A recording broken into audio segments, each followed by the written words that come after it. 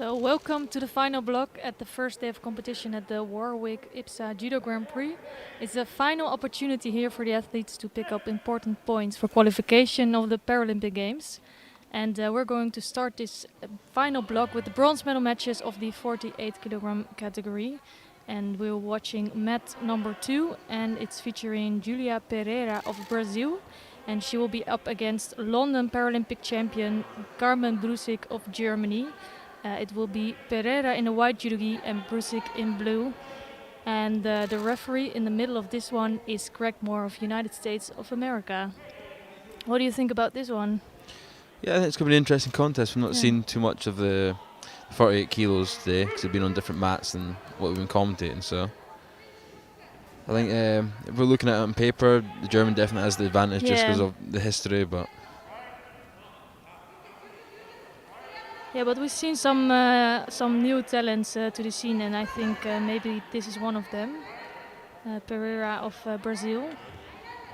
And I think Brusik, both the sisters, they are twin sisters. They are one of the most experienced athletes in the field out here. They have a long history. They won multiple Paralympic medals.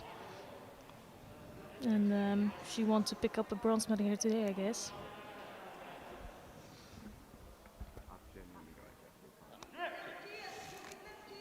Yeah, it's good that we're going to see some of the other weight categories as well, because during the morning block we got to see only some weight categories and we missed out on the 48. oh, definitely, and I think 60 kilos as well. We've not seen too much of that, so should be a good final there with the Georgian as well. He's been explosive all day. Yeah, that's going to be a good contest. Yeah, and we're focusing on mat number 2 today, but if you want to watch the fight that's going on the other mat between Kokila of India and Kuramova of Uzbekistan, of course you can go to that channel and watch that one as well. And here it's Brusik straight away into the action, but it's Pereira that's trying to move around a lot more. Yeah, she's tried this drop seal a few times now, but I don't think she's really getting much of a setup on it, just sort of dropping in and hoping that it's going to work.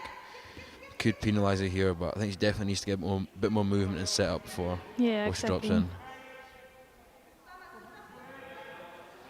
I think Ramona Brusik is really strong with her grip. You can see that she has a lot of strength, and she's a little bit static for her always, but hard to throw in that case. She's definitely trying with that left lapel hand to try and feed it up a bit deeper, a bit more behind the head to get a bit more control. I think just playing a patient game, waiting for the right opportunity. So yeah, she's really trying to stay in control. She's using that left hand to keep Pereira at a distance. But it is true that sometimes she can look a bit passive because of that, because she's quite defensive with that left arm and sometimes waiting too long.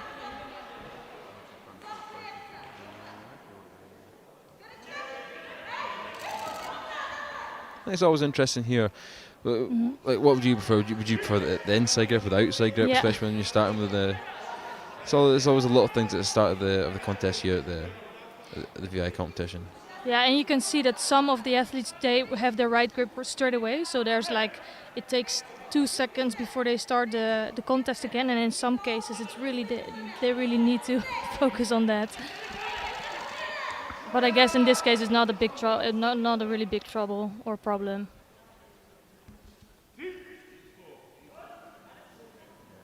And it is a little bit strange, right? If you have the grip already and you feel so much threat, especially from the arm on the sleeve, it's behind the elbow, so you have already so much leverage there. It's quite interesting.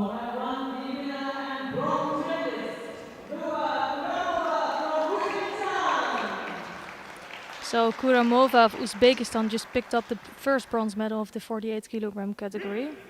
Good result for her.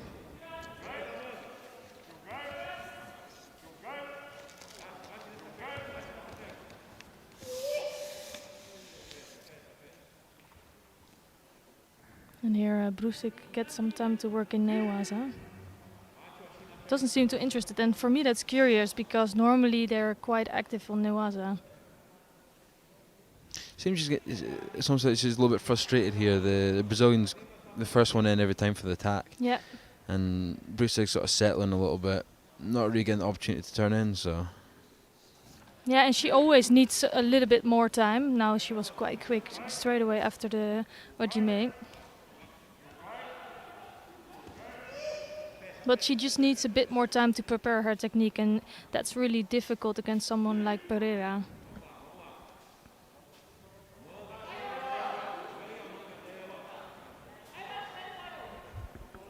So Brusik already picked up a 5th place in Baku this year. So it will be a really big disappointment ending up a 5th place again.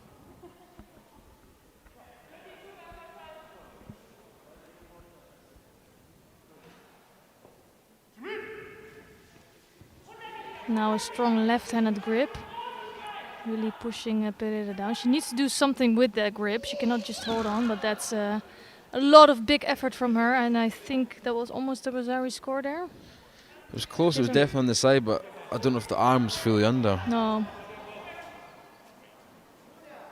But it was the best attack so far from coming from Brusik.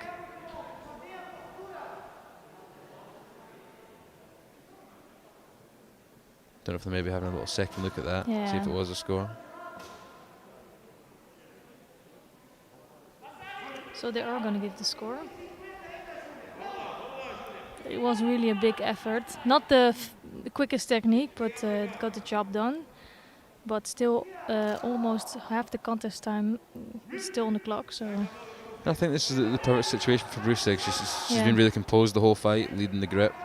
And now she's not forced to put a lot of attacks in. No, I think this is the best situation for Brusik indeed, because she's really well in defending on the attacks of Pereira. Pereira wasn't really too dangerous.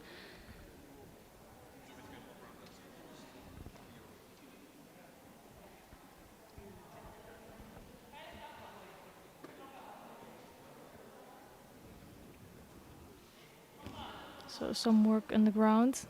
She's good use of the Niwas, even if she doesn't get the score here. It's good 20-30 seconds burnt off the clock. She's a score up and getting closer to winning the contest. So. Yeah, and I think this is where her experiences comes in, you know. She really knows what she's doing. She knows the Esther Wasabi. She doesn't have any Shido yet on the board. So she just needs to keep doing what she did in the last almost 3 minutes.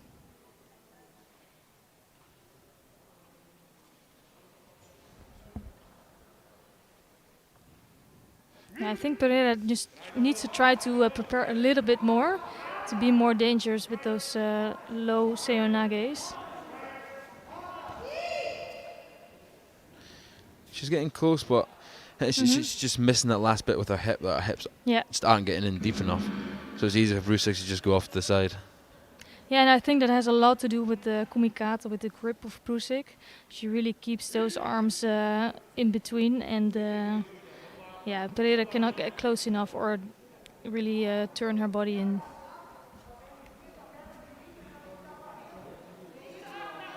And that's the trouble with the drop techniques. There's a lot of time wasted on the floor afterwards.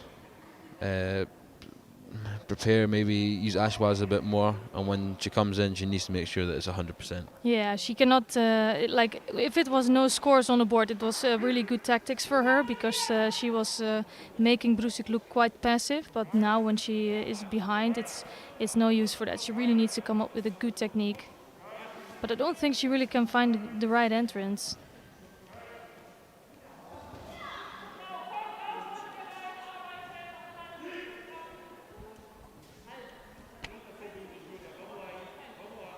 .30 seconds to go. She's maybe got 1 or 2 more opportunities here to score. Yeah, for me it looks really hard for Pereira. Let's see if she can come up with one more good technique.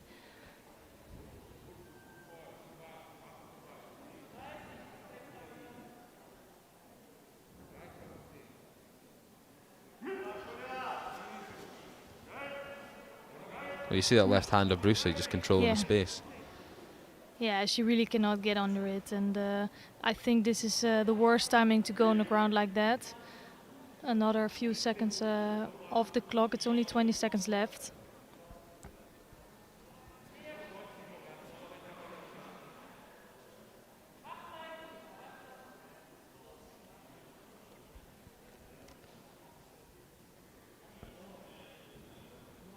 I think Pereira was having the best tactics until that was our score. After that, she really needs to step up her game. And I'm really curious if she can make one more good move. I think it was okay. Like it was a really nice takeover from Brusik, but she had to try something. Yeah. Pereira. It was basically all or nothing. But nicely done from Brusik in the end. It was just a really played tactical contest by Brusik. She knew what she wanted.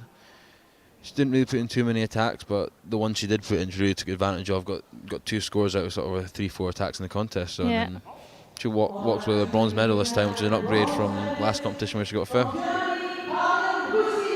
Yeah, and I think it's really nice to pick up a medal here and get a good feeling and finish off the day with a medal. And start preparing for the Paralympics later this year.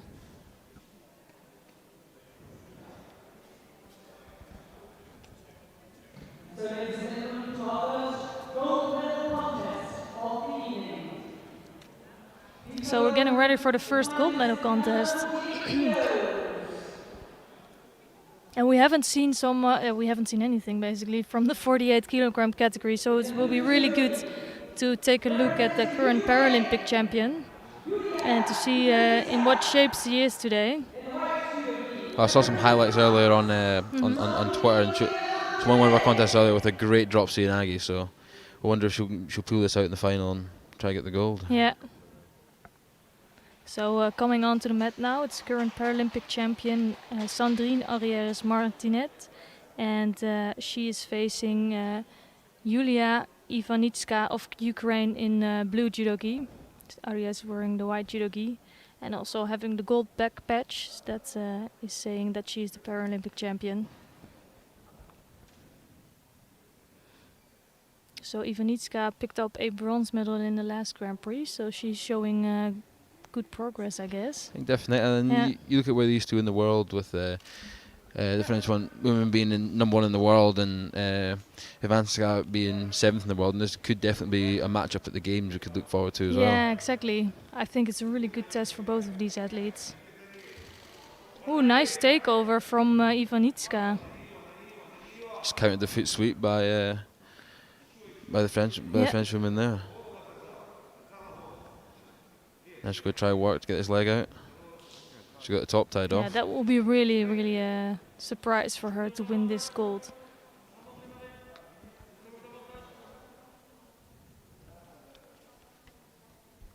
Yeah, and in Ukraine they are really working on their team, both the men and women, and they you can tell that they start to have a lot of good athletes.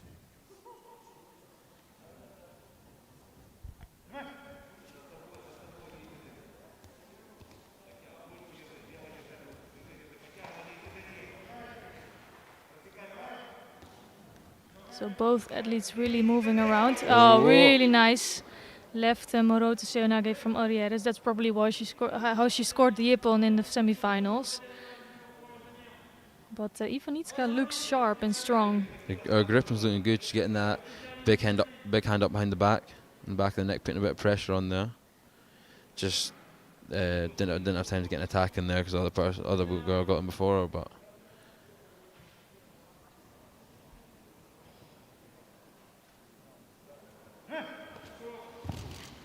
Ooh, nice. Ivanitska straight away into that Ashiwaza, being dangerous.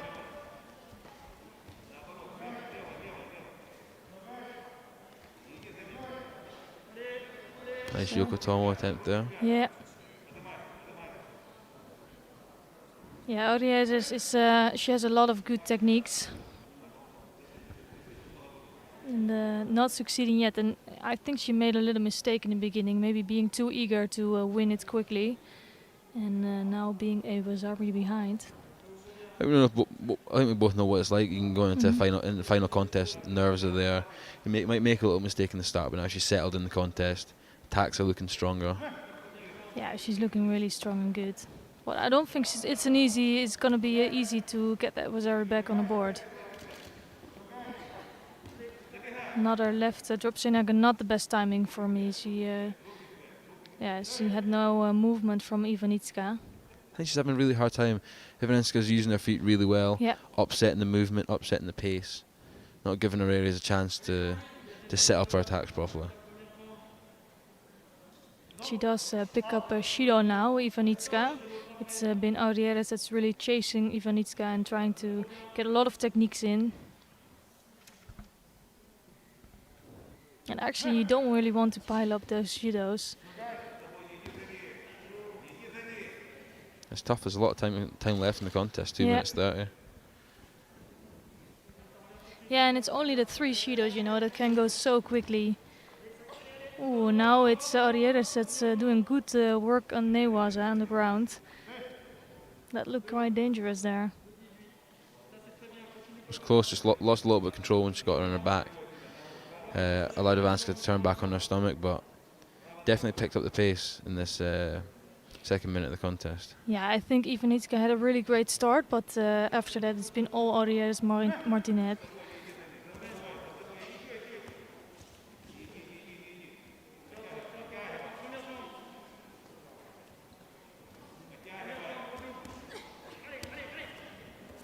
Actually, with that right hand over the top, ooh, quite close to scoring again.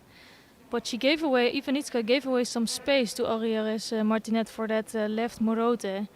I think for her it can be dangerous to put that arm far over the back of Aurieres. Well, you see with opposite side, as soon as she puts the big grip down the back, it creates that space, and because it's opposite side, you can just slip in for the technique.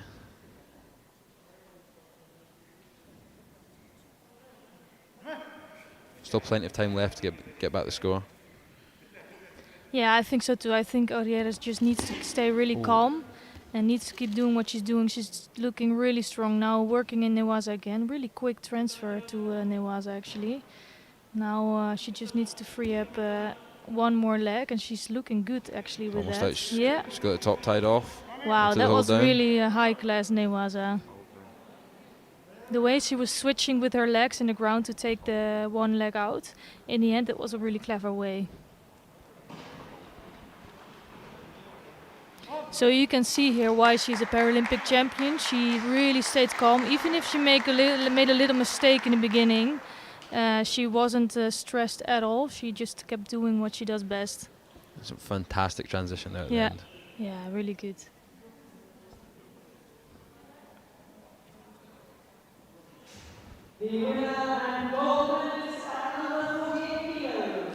So, but although Aurieres Martinet won, and I think she really was the better one during the contest, it's still for Ivanitska. I think it's really good for her self-confidence to be able to score Bazari in the beginning and give a really good fight. I definitely think so. She's facing the number one in the world, the defending Paralympic champion. That is the top of the weight category. Exactly, and she did a good job.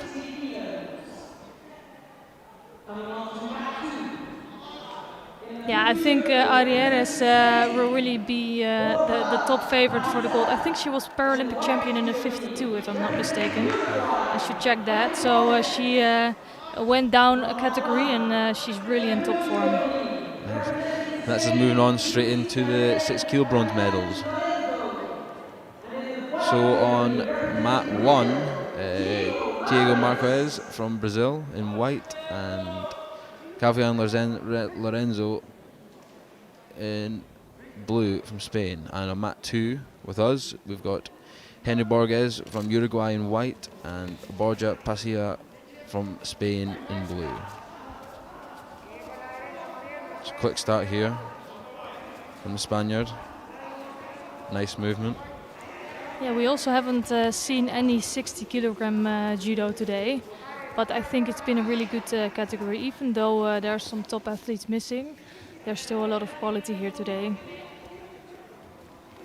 And it's really nice that we get to see some action now.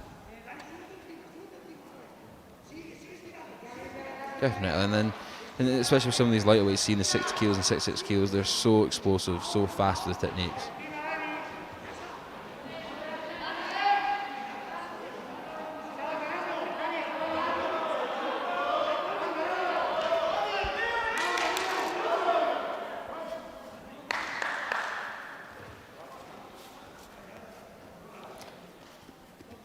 So Spain already won their first bronze medal here in the other mat. Gavilan Lorenzo picked up a bronze by beating Marquez of Brazil. It was a nice Sangak here. probably going to be really pleased with that result. Here it's still really good action going on. We'll see if Spain can get a second bronze medal. I think that would be a really great result for Spain. They're also really working really hard with the Paralympic team. And been going to the competitions for quite a while now, and you can see that the team is slowly progressing, getting better each competition. And maybe this Paralympic Games, they won't have too much medals yet, but you never know. But I think they're really progressing. Definitely, and it's setting them up for the future. Even if they can go and get some experience in this Games and then going into the Games in Paris next cycle. Exactly, yeah. And it's nice to see that more and more nations they pay attention to VI Judo. I think it's so important.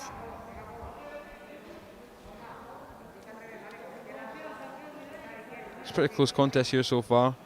Both getting good attacks in. No scores yet, no shidos yet, but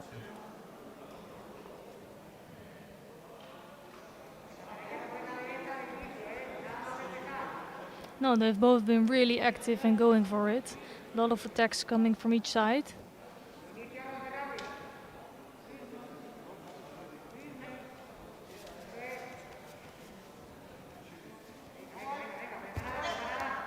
Nice Ojigari attempt. She's not really going for it, just playing on safe. So they're both attacking a lot, but there's no big attacks, you know. They're coming in and then they're out again. it's tough. In terms of the gripping, you see Pahisa, he's got the lapel grip, and then the second hand comes up behind the neck. Yeah. He's got a really strong grip. He's not using it too much yet, but I think he's waiting for that right moment to fully turn in. Yeah, and I think so too. And I think Borges could feel the pressure there.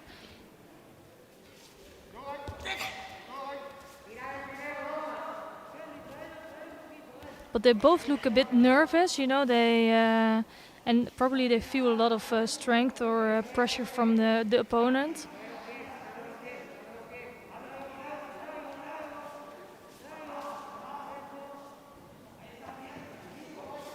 You see Pahisa with the dominant grip again, Yeah. but he's not really using it. Oh well. I'll take that back. It comes in for a big Uchimata. It's always when you say something like that that something comes. So really good. I think it was an Uchimata attempt here from Pahisa. He takes his time though, and the danger with that is that before you really take some good action, that the referee will stop it and give you a shido for not attacking. So, but for me, that's the best attack that's been here in the contest so far. Yeah, for sure. Yeah, that was a really big attack. So Borges is trying here. I think it's the pressure of Pahisa that is making this attack not as good as from Pahisa. So grip again, he's controlling him that much. You've got him bent over double. Yeah. He just needs to watch out to not look too negative, because he's really taking Borges down. So this was another attempt. He just lost the grip straight away. So not being dangerous with that.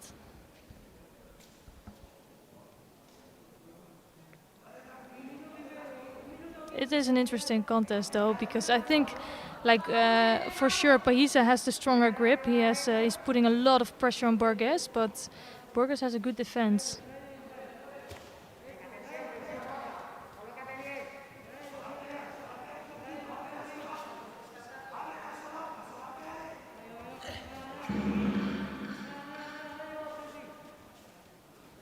So going into the last minute of the contest. Still pretty even so far. Yeah. Yeah, and now it looks like Borges has a better grip now. He has a lot of trouble to really do something with it. And I think also because Borges, you could see that he likes the low seonages, but Pahisa is that much smaller than him. So also with the grip, it's going to be really difficult for him to come in with a proper seonage. And he's getting a shield for that lats attempt. It was a bit rushed.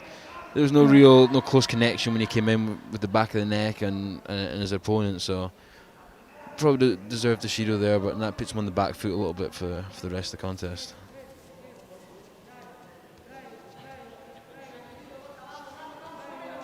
So now Pahis is doing some nice movements.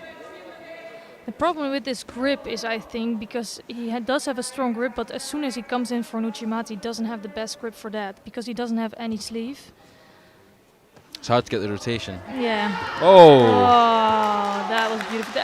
So he was trying all the time to come under, and now in the end it worked out. That was great. Caught him great at the stuff. perfect moment. Yeah. Pahisa lets go of the behind the neck grip and gives him the opportunity to explode in. It would be great to see a replay of that. Maybe we can take a look later.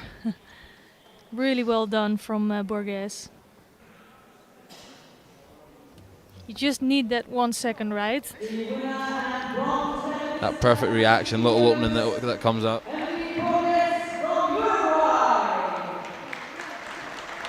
Yeah, he's obviously pleased with that, and it's such an important medal, you know, not only for the qualification points. So it could mean being in or out of Paralympic Games, but it's also a big mental benefit. Well, definitely, and then you even get into the seeding. Yeah, exactly. It could have massive repercussions for who you're going to be fighting your side of the draw at the Paralympics, and whether you get a bye in the first round. Yeah, it's really important this last tournament, and for him probably it was quite important, and he was really pleased. This is going to be a really good final that's coming on now. We've got Marcos Blanco from Venezuela in white, and Zurabiani from Georgia in blue.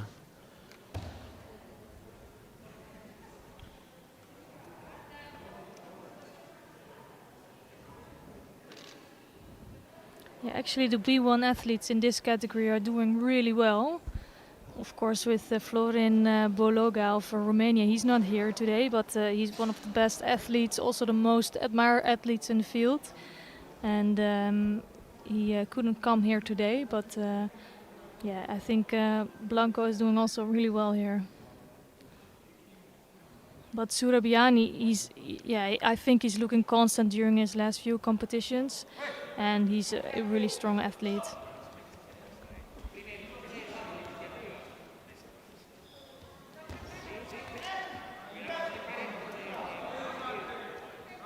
You can see here that Surabiani is a really strong athlete, you know.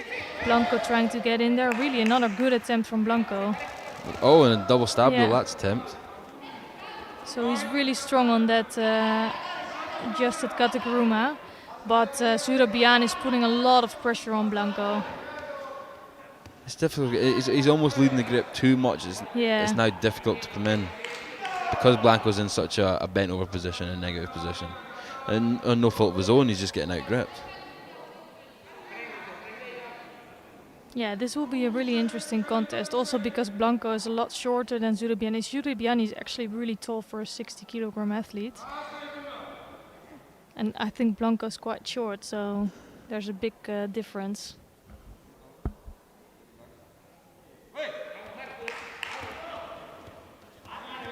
You can see that right hand moves right up to take the high right grip and half turns his hips in.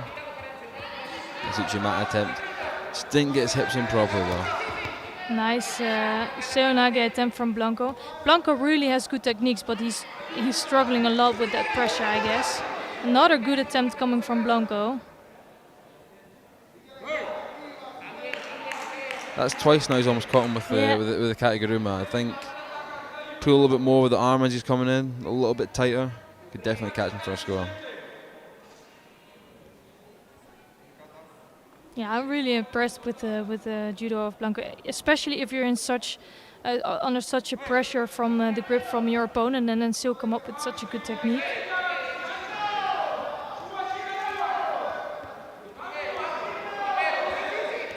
And again, just that right hand is causing so much problems for Blanco. And the belt, oh! But he's hard to throw, you can see that. Well, actually, Zurabiani needs to be careful with that, the belt grip. Yeah, I was going to say the same thing. He cannot grip there too long, otherwise he would just pick up a Shido. And this is quite a tough match also for a referee, because it's such a thin line between having a pressure on and being maybe too defensive or too negative with your judo. And it's from both sides. So Blanco is looking like now he's getting the Shido for being too defensive. It's difficult because he's putting in some quality attacks in that position as well. Exactly, and he's also quite small, so it's sometimes difficult to see. He just needs to keep his head up. As soon as that head goes down and they see the body arching, they're more likely to give the Shido. Yeah, it's really true, and it's a lot easier said than done with the strength of Surabiani and the really strong right grip. Oh. Wow, beautiful. So a good, what's almost like Yoko Otoshi attempt. And no scores, but I think Blanco is the one that's coming up with the really good attacks. Definitely. It's always a lot easier for us to sit up here and go, they should be doing this, they should be doing that, but these are the guys down there in the middle of the fight. But Blanco's really turned it up, that exchange. Two great attacks. Subani just managed to get off both of them. Yeah, his only problem is really the strong right-handed grip of Surabiani, and for him to not look too defensive with his posture. If he can handle that, I think it could be a really interesting contest. It already is actually. So Surabiani now got a Shido. Is it for the gripping, or I missed out on it? I think it was specific. He hadn't really done much the last 30-40 seconds. So. No, it's one thing to have this grip that you can see now. It's another thing to really come up with good attacks, and he's doing also that. So he's really struggling with Blanco. And actually this for Blanco I think is really dangerous to come in with his hips, because that against the Georgian is so difficult. And you have a big risk of being taken over. Definitely, especially with the Georgians, they're known for their sort of wrestling style of judo, big wrestling background in Georgia, so going very close hip to hip with them can be quite a dangerous tactic. Yeah, and it's so interesting to see that Blanco was not seeded here today. So I'm hoping to see him later this year in the Paralympic Games, and he could be up for a really good fight.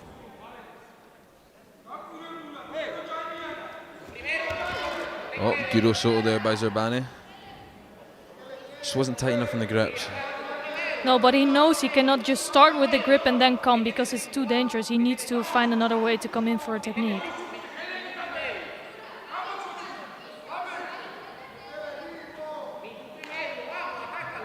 One minute 30 to go.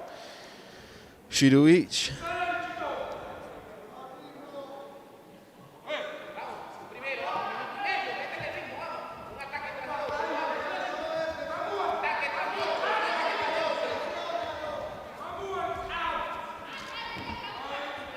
So you would say that at some point there should come a score, you know? They've both been quite dangerous.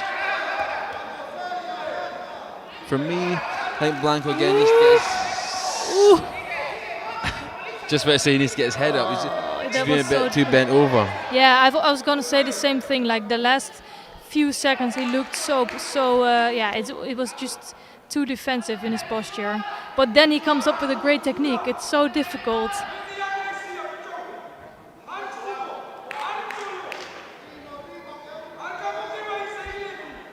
So Blancos doesn't have too much results yet. He was a second place finisher at the Pan Am Championships in 2020. So winning gold here would give him a good shot at qualifying for the games. Ooh, that's too bad, but tried to come on with the coach Makikomi, but was pushed back. So they're gonna award Surabiani with the Vasari score.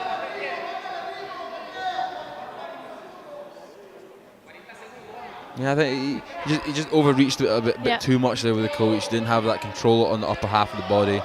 Overreached the leg. And he's a little bit shorter compared to Zerbani, who just could push him back quite easily for the score. Yeah, it was actually, he's coming so close to scoring all the time, so it's such a good contest. But Surabiani is a really strong athlete. It was quite smart. I think they're gonna check that, if that really was a Vasari or if it was purely the effort of Blanco. I'm not sure.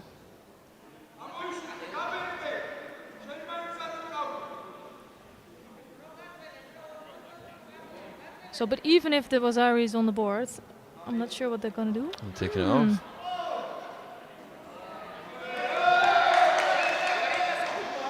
I think it was maybe the right call. I think Zurbani had too much control over the situation. It was more Blanco attempting the attack and just falling back afterwards. Yeah, exactly. So.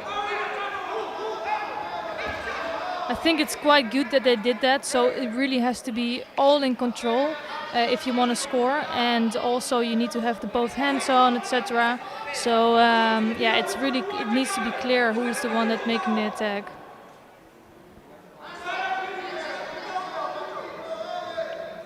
So 38 seconds left, and still no scores on the board. It's 2 times in a row now he's giving for that seal. Blanco just keeps going.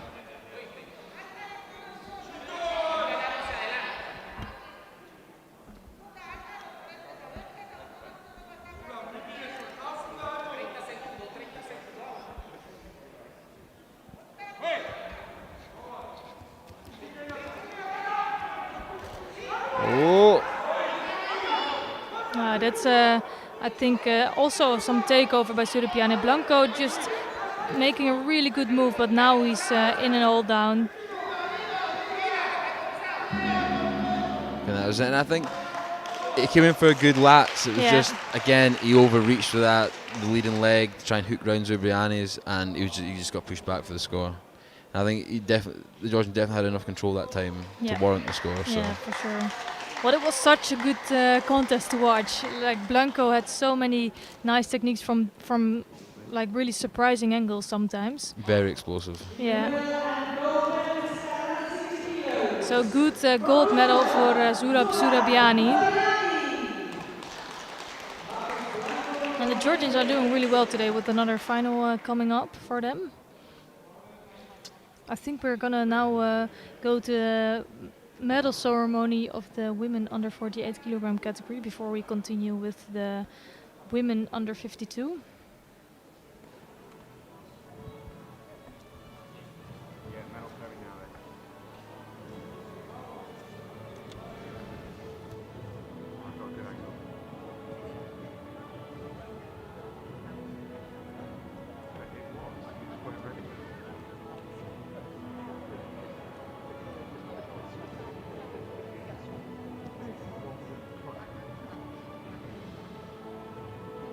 Ladies and gentlemen, we move now to our first medal ceremony of the day.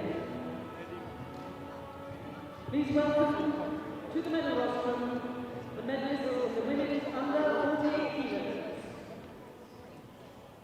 The medals will be presented by IBSA Judo Sport Director Janos Falkos. Our 2 bronze medal winners from Germany, Kavmen Pusi, and from Uzbekistan, Nova Kuramova.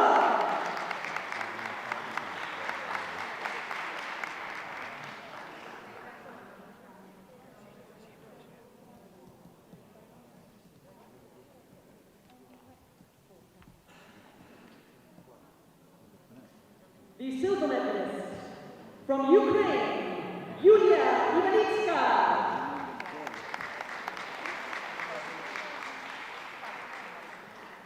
And the gold medal winner at under 48 kilos from France, Sandrine Aurier-Martinet.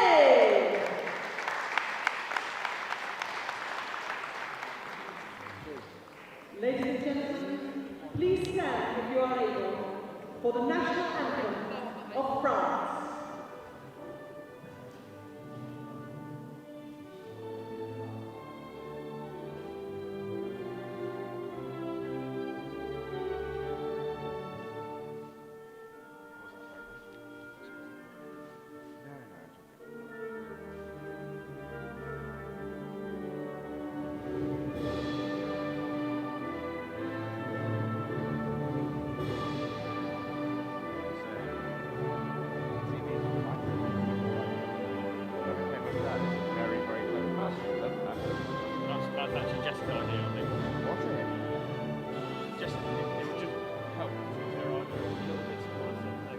Ladies and gentlemen, our medalists. We now invite our VIPs to have a family picture with the medalists.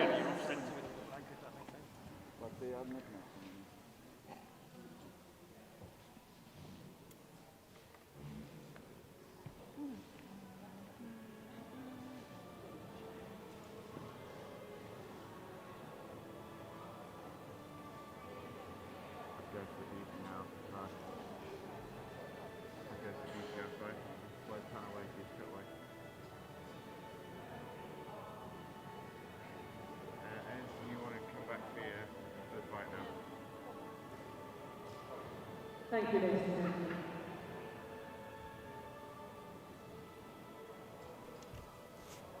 So does it lose it as soon as you move? And now we prepare for our next pair of bronze medals. So we're going to continue any minute now with the under 52 kilogram category. And we have a really good final coming up actually between Safarova and Salayeva. But before that we're going to watch the bronze medal contest.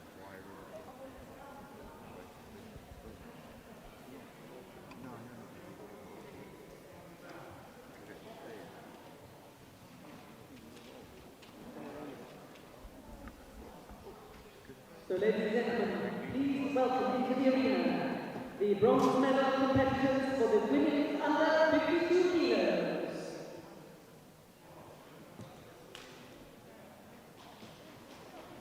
Coming on to mat 2, in the blue judo gi, representing Brazil, Carla Cardosa, and in the white judo gi, representing Ukraine, Natalia. So on mat number 1 it's Priscilla Gagne of Canada in white judo gi and Ramona Bursik of Germany in blue.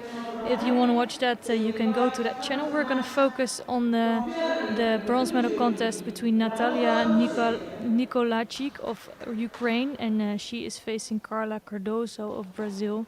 And it's Nikolajczyk in white judo gi and Cardoso in blue.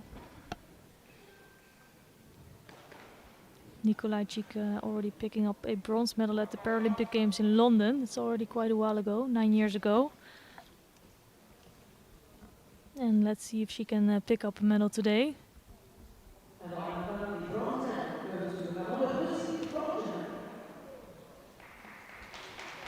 So we're not going to see Gagne anymore on the mat. That's quite interesting. Maybe picked up their injury Yeah. in the contest earlier. Well, let's hope it's not a big injury then, and that we'll see her later this year. Well, actually, we have the right mats picked the whole time, so we can just focus on this fight. Both are just starting off some nice ashiwaza Yeah. and just feeling each other out. Nice left seoinage.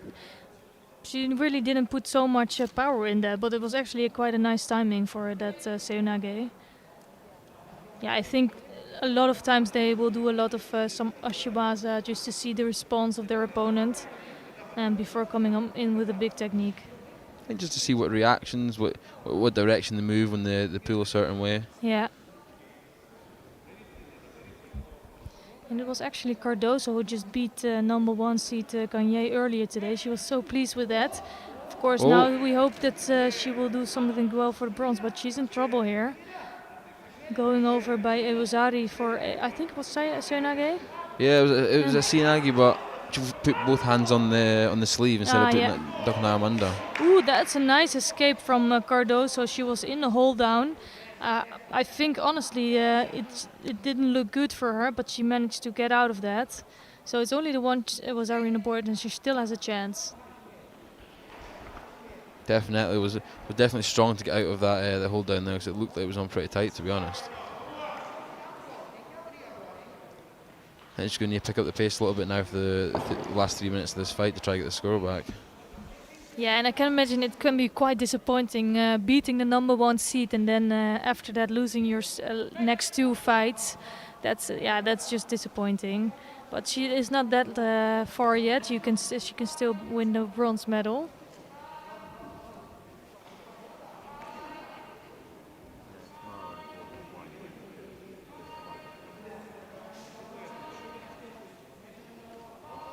Well, not a really nice technique. I think that was enough for Ewazari.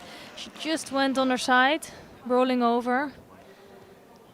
Was that a really nice technique, really nice drop in? It didn't look that there was a lot of power there, but I think the technique was in that deep and that nice that she just rolled it over for a score. And that's definitely a feel for Cardoso here, like losing in the semi-final, losing in the bronze. I think I've definitely been there before. I don't know if you've been there before, and it's sometimes the worst feeling. But it's judo and it happens, and it was some great judo by Nikolajczyk there to get the bronze medal. Yeah, and what she should just take home is that she did a really good fight in the first contest. She beat the number 1 seed, the bronze medalist of the last World Championships. So she knows she has good skills there, and she should just focus on that and try to see what went wrong during the during the next 2 fights and try to work on that. Definitely. I've always been told by coaches in the past, the main part of the competition is to get to these medal fights, to get to the dance, and then at that point anything can happen. Again, at the main point she got to that medal fight, and maybe on any other given day that she would have got the bronze medal, but yeah, not here today.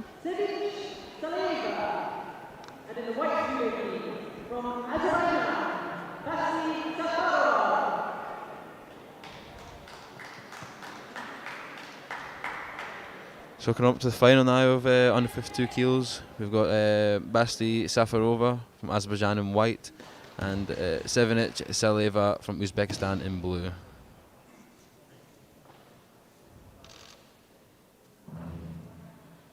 Yeah, Salieva picked up a bronze at the Paralympic Games in Rio in 2016. And I think these are 2 really evenly matched.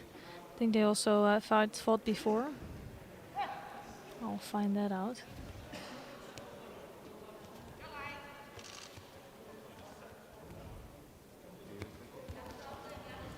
So they both beat each other 1 time.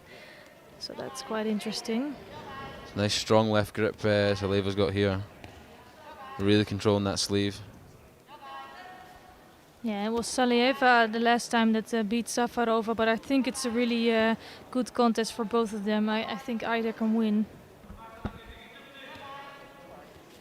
See a bit of unorthodox gripping from both here. Yeah. Both are sort of going for that grip around the shoulder, around the tricep area.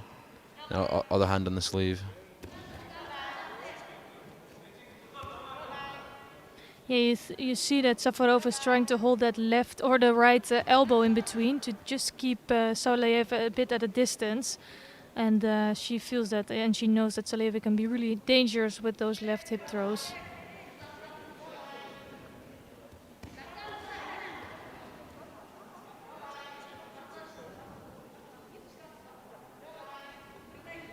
Actually, now the arm of Safarova is not in the best position. Now it's back on, but she needs to make sure that right arm is in the right position to not give too much space to Salieva. I don't know, it was a bit of a poor drop there. It might just been a bit of a panic decision there to come for the drop, but she definitely needs to make it a little bit stronger, otherwise she could face getting a penalty for it.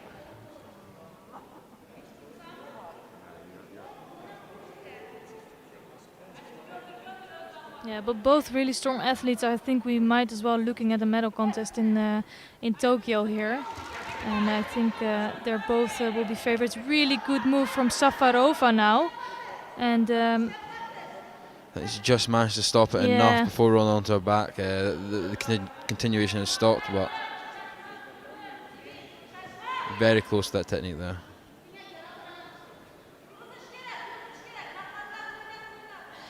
Yeah, and also in the nice transition to Neuwasa, just not enough control to finish it off, but the things are looking good for Safarova. I think the key to this fight there, just like Safarova got in there, is getting the hips in. I think the first person that can get in really well, hips nice and deep in, is going to get the score here.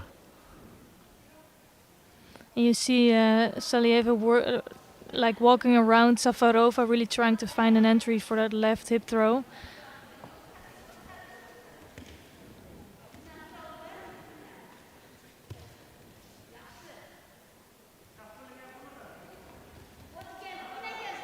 Now this time Salieva does have a really strong left-handed grip. We'll see if she uses it. Yeah. There's so many opportunity here. If you look from the side, it's of course really different if you're on the mat. But you could see there was some space also for Ojigari coming and for a big hip throw. I think you really need to take advantage of it, especially when you get such good grip like Salieva had there. Mm-hmm. You really need to take advantage of a bit more, upset our partner, our opponent up, and get your hips in. But instead, she takes the grip, she leads, but yeah, not just much so happens. and you just don't know when you can get that grip again. So really, if you have a grip like that, you should really do something with that. That was a really good attempt. It wasn't so well underneath, but she really pushed it forward. And she's not interested in the waza, as I can see. Well, some positive judo. The last few exchanges, Saleva's definitely led. Could see Safova getting a Pacific here. Not sure what happened there.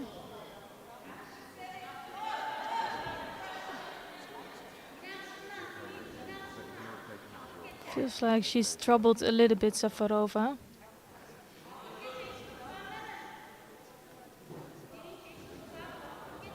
And the main thing you want to do in this competition is not pick up an injury. So I'm not sure if that's smart, if she's going to continue. Also, I'm not sure what's going on. But she needs to pay attention. She looks like she's favouring that right ankle a little bit, not putting a lot of weight on it.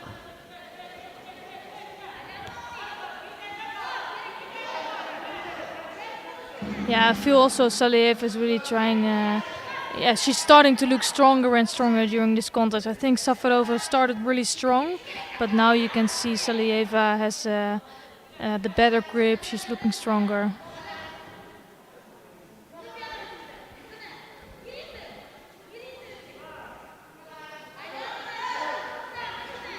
Oh, good lats attempt there.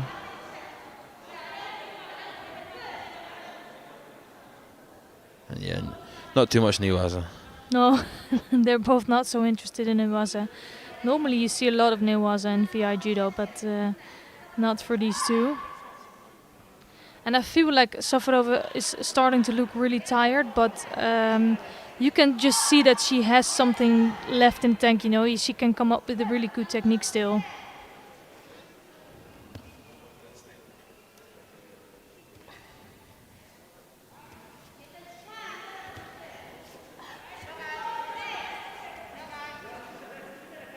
But Salieva is clearly leading also the pace of this contest.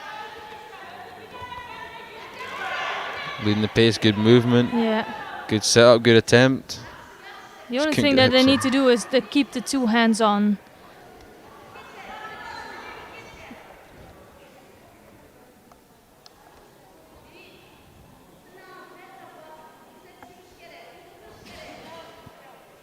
So it's Safarova here that's picking up the Shido for losing the grip. Of course you can, how do you say that, stop the grip or re-grip. You just cannot fight with one hand. Yeah, you need to be quick if you're moving the grip, breaking it off, snapping off and then putting the hand back on. You've only got 1 or 2 seconds, especially in VI Judo. So it's going to be a golden score. And this, I think, shows perfectly how close these athletes are. And only the one Shido on the board for Safarova. I think Salieva looked a bit stronger during the contest, especially the last 2 minutes. But still enough chances there for Safarova to score as well. Oh! Ooh, that's it. That's going to be it. Just slightly stronger there. She just needed the one chance to come up. And in the end, it was the hip throw, the hips of Salieva that did it. I think so. You saw Safarova come forward, throw that big hand over, but as she threw it over, Salieva had the grip round the waist, hips come in, whacks her over for a nice hip on. And that's gold medal to Uzbekistan. So a lot of sportsmanship in the end of the contest, and that's always really nice to see. And we have a winner from Uzbekistan now. So even though we don't have so much competitors here, it shows how strong and broad the field is. We have 3 gold medals from 3 different nations already, and we could potentially have another one, I guess, in the 73 and in the 57. Definitely, it's well represented throughout the weights here at the competition in the UK, and it's just great to see all these countries have the ability to come and compete before the Paralympics. Yeah, so we're going to watch the medal ceremony of the men under 66 kilogram category before we come back with the medal matches of the men under 66. Oh, we're going to watch the ceremony of the 60, sorry. Sorry about that. Please welcome to the medal rostrum the medalists in the men's under 60 kilos. The medals will be presented by the chairman of British Judo, Ronnie Sayers. Our bronze medal winners from Uruguay, Henry Borges, and from Spain, Luis Daniel Javilan Lorenzo.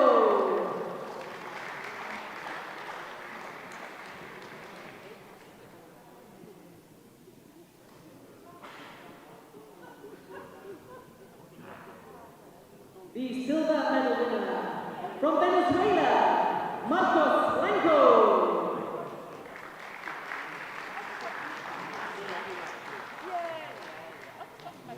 And the gold medal winner at under 60 kilos from Georgia, Zurab Zurabiani.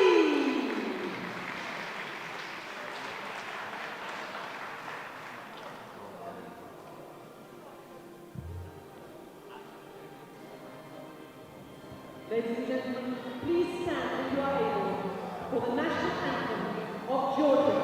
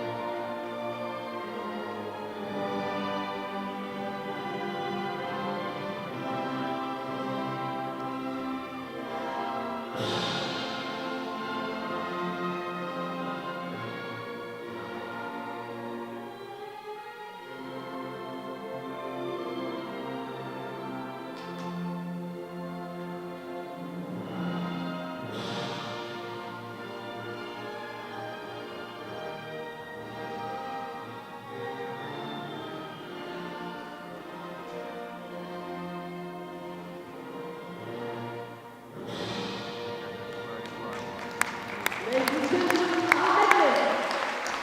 We now invite our VIP to have a family picture with the medalists.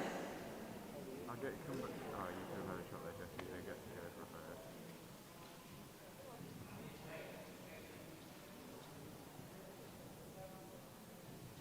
Yeah, it never works. I've literally never done it that well.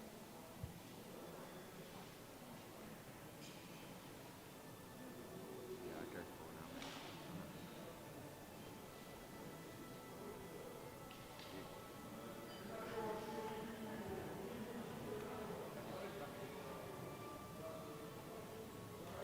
Thank you, ladies and gentlemen. We now prepare for our next two bronze medal contests. No chance. He's literally. You can go. Allegedly. So now the next bronze medal matches of the 66 kilogram category. On mat number 1, we're gonna see Luis Yabdiel Perez Diaz of Puerto Rico, and he's facing Wayne Phipps of Australia. And it's Perez Diaz in white judogi and Phipps in blue. We're gonna watch mat number 2, and that is featuring Marcos José Falcon Tovar of Venezuela, and he's facing Azamat Turumbetov of Kazakhstan, and it's Falcon Tovar in white judogi and Turumbetov in blue. I think it's going to be a good contest. You see, Turmabentov's 13 in the world and Falcon Tovar is 18 in the world, so both similar places. Both probably needing this bronze medal to help their case of qualifying for the Paralympics. Yeah, for sure. I think this is a really important contest for both of these athletes. And this is one of the other categories that we haven't seen before, so we're not sure in what shape Falcon Tovar and Turumbetov are. For sure it's a strong start from both of them. Oh, wow. Nice, lads. That is really beautiful. You don't see that very often so quickly after the Ajime, and Turumbetov is shattered that he has lost out here after 8 seconds into this contest. I think just caught him perfect. He's pulling on the grip, got the reaction of Turumbetov going backwards and just hooked in for the lats behind and threw him for a nice ippon there.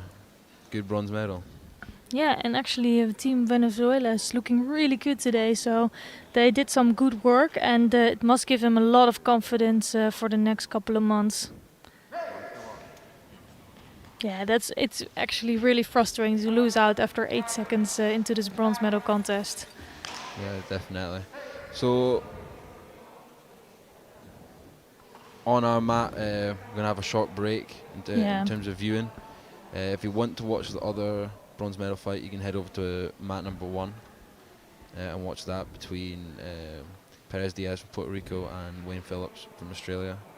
We'll be back shortly on mat 2 for the final. Yeah, and it's going to be a really good final also with Kurambayev and Ibanez Benon. And Ibanez Benon has also been around for a long time. He picked up some medals, but it's a really strong category, the 66. So it's really hard to pick up a medal. So it's good for him that he's in the final. Kurambayev, the Uzbek team is always strong. You know, if you are facing an Uzbek here in the Paralympic judo, it's actually in Olympic judo as well. Oh yeah, definitely. They're really doing well. And I think you see the effect of Iliadis coming over there and coaching at the World Championships just past. I know Bobinov got silver in the under 90 kilo category, and it's crazy. they got a world bronze team medal as well, which is the first team medal they've ever had at that stage. So yeah, and I think if you are following Uzbek judo and you know with the coming of Iliadis, then it's not a big surprise, but it is a surprise to see a team like Uzbekistan being there. Even if you look back at a few years ago, that wouldn't have been possible. But Bobinov, for me, he's one of the top athletes, actually. He has amazing judo.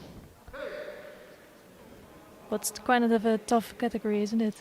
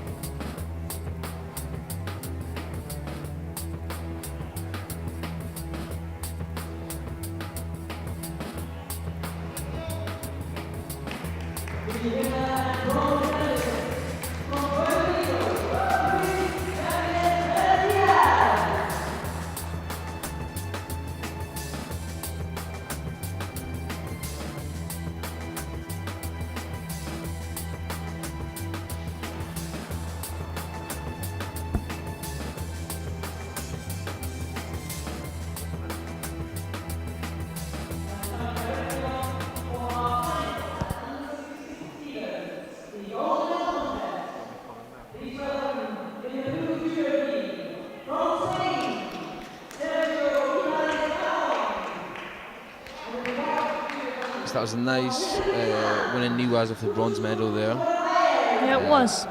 And now we're in for the final. And I always love it to see so much passion and joy if an athlete wins a bronze medal. It's not always the case. Some people look a little bit disappointed, and I think in VI Judo, people show more that they are really happy with their results. And for me, it's always really good to watch. We hear people say sometimes that it's sometimes better to win the bronze medal than to lose the final and get silver. Well, I can definitely agree on that. What do you think? It's difficult because obviously silver is better than bronze, but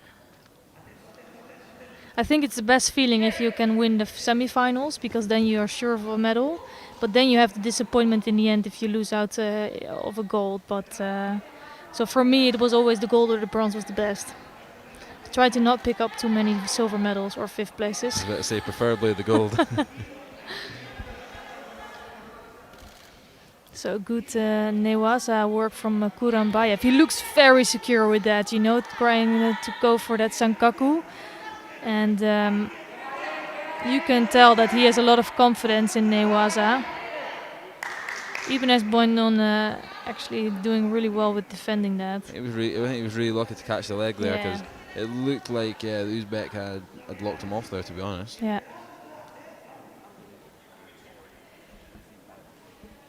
Yeah, it's going to be a tough fight for Ibanez Boinon because Kurambayev looks really strong, actually.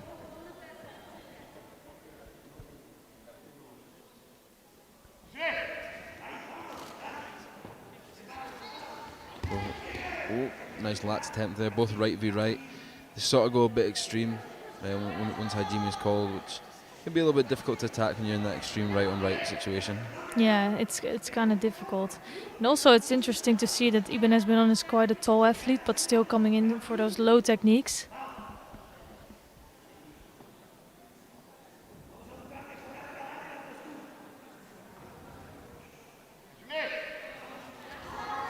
Oh, he was quick to get the top right hand grip there. Yeah, and Ibanez coming in with this like a quick technique, but not the best one, a little bit too rushed. Maybe it was a little bit of a panic attack there. Yeah. Felt the big hand come up, had to just drop in sort of just to get out of the situation. Well, and actually I can also imagine that it can be his tactics, is just to keep coming up with attacks, because he knows that Kurambayev is such a strong athlete, he will put the pressure on him, so he needs to stay out of that pressure. Again, Kurambayev so quick to get that hand over and straight into the Newaza again. Yeah, and he knows that here is dangerous working in Newaza. You can tell that he's practicing a lot on that.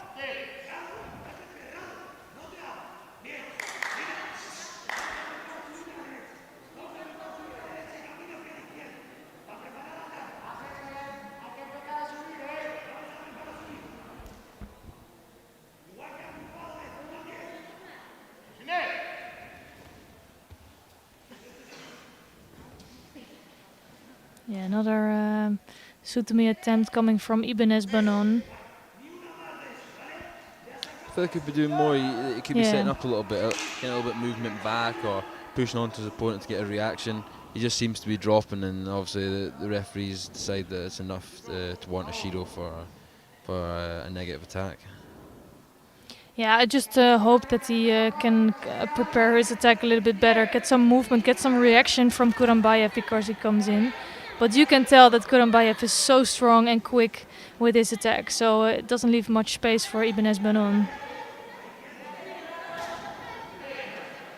He's definitely halfway through the contest now, and I would definitely say Kurambayev is leading this contest. His gripping seems to be a lot better. Yeah. He's getting that big right grip on, and his attacks have been very explosive. Yeah, and this is the fun thing about judo, that there's still no scores on the board. So although Kurambayev looks so much stronger, he already had him in Newaza one time, but it's still, it's an even match. Oh! Up until now. That was really beautiful. Very good caution. That was almost textbook.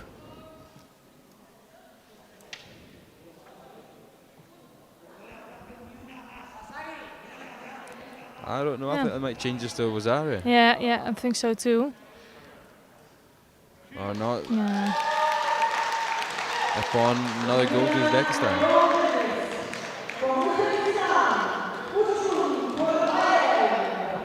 So really good win by Kurambayev here. He was the number 4 seed and picked up a gold medal in the end. So good points for him. And as you said before, it can make the difference between being one of the top seeds, you know.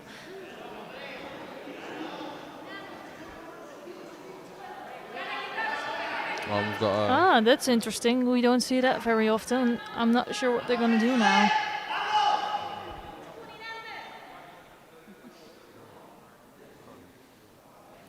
So this is actually really interesting. So if they take off the ippon and turn it into Wazari, it's Kurambayev who already thought he really did the job. He went off the mat. He thought that's all done. And now he needs to completely focus again, while Ibanez Bonon, he has another shot. So for him, I think it's an advantage for Ibanez Bonon. Yeah, and you don't see that very often of them actually awarding the fight, bowing off, and then calling the athletes back on to change the score. But so I think Kurambayev really wants to finish this. Quite aggressive moves from Kurambayev. He just really wants to seal the deal here in this final. I think he definitely thought that last score was an ippon. Yeah. So. Oh, that will for me that will be a nightmare. If you think you won the contest and then you have to go back.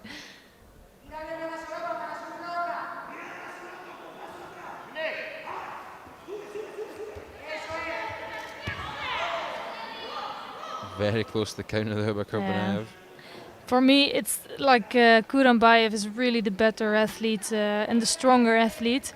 Ibanez Bonon is trying everything and he's doing a really good job, but it's just not enough against Kurambayev. He has definitely opened up. We're seeing him try some techniques that he hasn't done earlier in the fight. I think he knows his back's up against the wall, so. Yeah. Yeah, he just needs to try everything, to give everything he got, and try to find some maybe small mistake from Kurambayev and make use of that. Yeah, Kurambayev is just so strong with his grips. Yeah, you can see that he just cannot really do something with Kurambayev. It's hard to get a reaction off Kurbanev when he's leading the grip that aggressively, and Ibanez Bonon is forced to put in attacks that probably aren't his first choice or the best option for him, but he has to put something in. Yeah, so I think that's really impressive that he still tries to find some entrance. He's really trying to solve this puzzle, and it just doesn't succeed yet.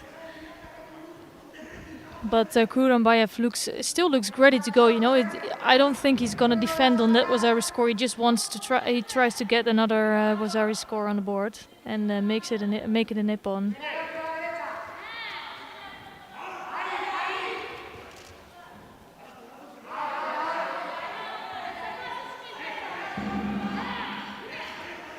So 1 minute left. That was a good attempt coming from Ibanez Bonon.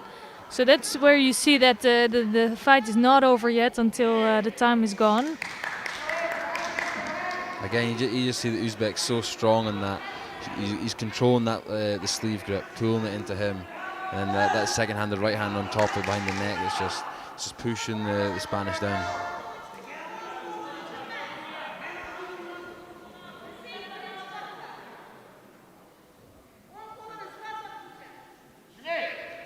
So 50 seconds left on the clock. And let's see if Ibanez Bonon can do something against the pressure and strength of Kurambayev. Well, this is not going to be the solution because it gives Kurambayev really a lot of time to work in newaza. And that's the danger of sacrifice techniques. Probably why they're called sacrifice techniques. Yeah. You're throwing yourself on the ground and you're opening yourself up to get attacked in newaza, to get countered.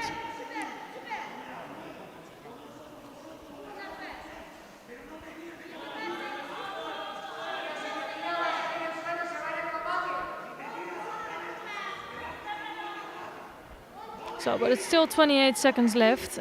Some time left for Ibanez Banon to get back from that being that Vazari behind. I think if I'm Kurbanov, I'm leading the grip. I'm being safe, maybe some Ashiwaza. Yeah. But I'm not. I don't think I'm risking turning my back and giving the opportunity for Ibanez Banon to do a counter or anything. Play it smart. You've got no Shidos on the board. Yeah, I feel like somewhere he just wants to finish this off with a nippon. So you can see he's still really trying to search, and he's not going to be happy with the Vazari win or somehow. While he's looking so strong. He doesn't need to do anything anymore. Like, it's 10 more seconds. That was not a bad attempt coming from Ibanez Banon.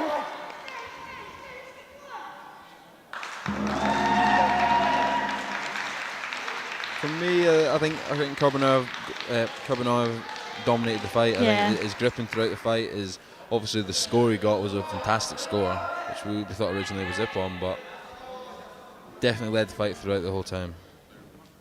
Good win. Yeah, a really good win by Kurambayev. And also I think Ibanez Banon gave everything, so he can be proud in the end. He still needs to try to find an answer to the strength of Kurambayev, but he has some more months to work on that.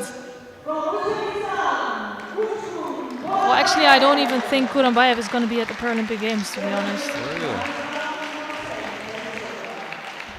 No, they have such strong athletes, the Uzbek, in the first few weight categories. So I would have to find out who's going, but I don't think it's him.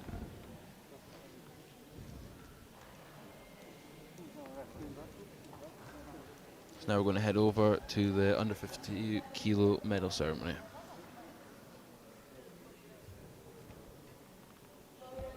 So, our next medal ceremony, ladies and gentlemen. Please welcome to the medal box the medalists in the women's under 52 kilos.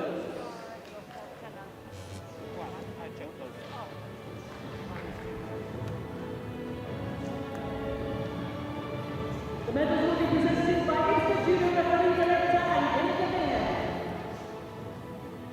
The two bronze medalists in this category, from Ukraine, Natalia Nikolaichik, and from Germany, Ramona Pussy.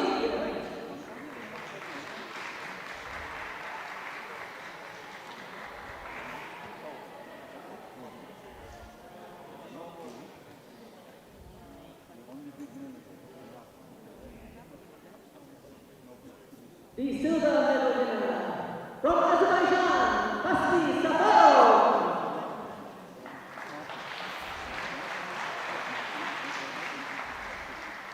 And the gold medal winner, from Uzbekistan, Sevin Salayeva.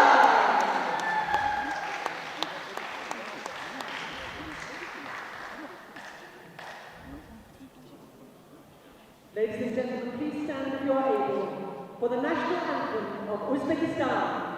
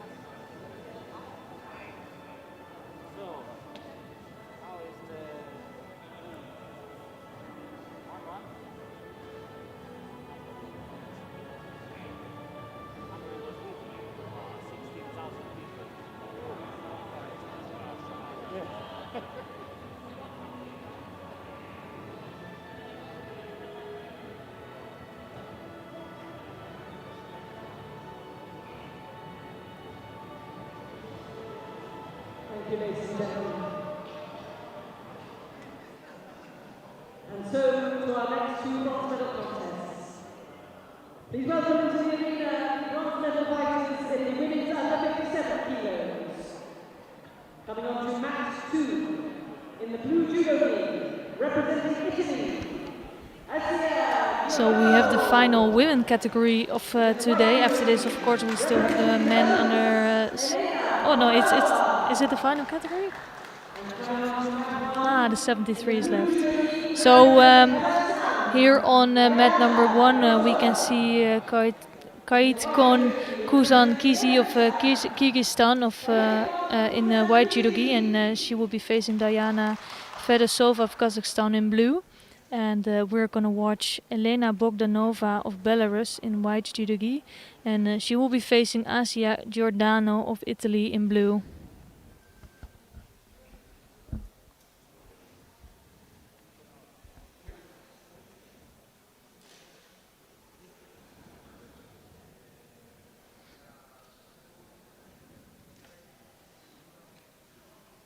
So this is the number 3 and 4 seed of today. And Bogdanova is quite strong, and here coming in for a nice makikomi.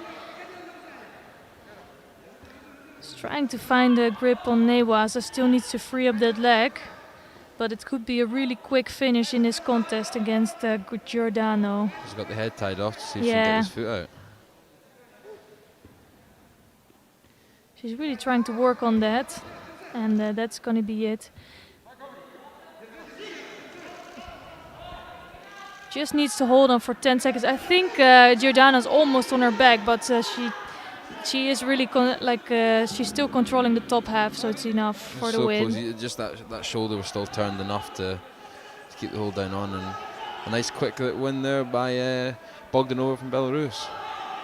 Yeah, I think a really good win for her here.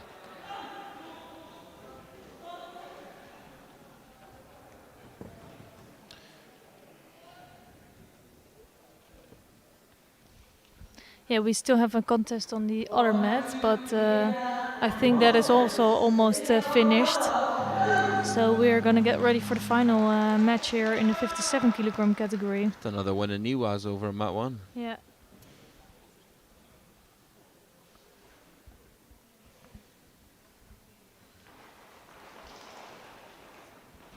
It's now ahead to the final, which is going to be between Lucia Araujo of Brazil and then Laura Gonzalez from Argentina. Yeah, I think Araujo is one of the favorites. She picked up a bronze medal, but she picked up a lot of medals before. She's really a strong athlete, and she's the number 1 seed here today. Actually, Pan America is really strongly represented during this competition.